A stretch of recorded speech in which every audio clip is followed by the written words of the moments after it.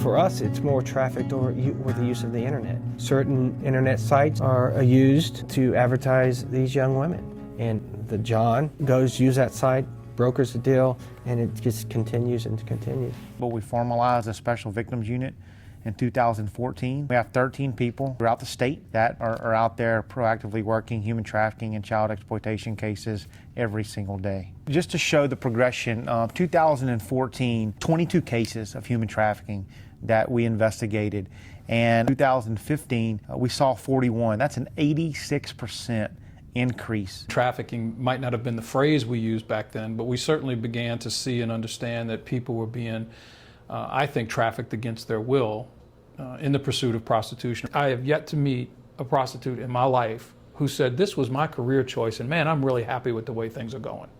It just doesn't happen that way. The FBI considers all of these victims caught in this environment of providing sex for a service, and they are victims.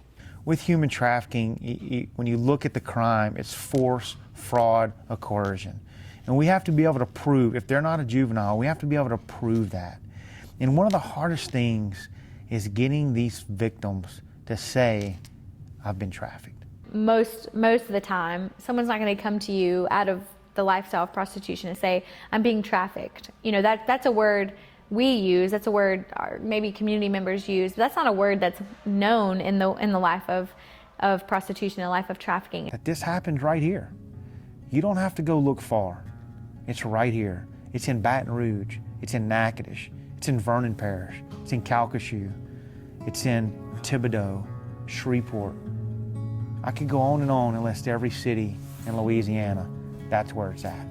That's where it's going to touch.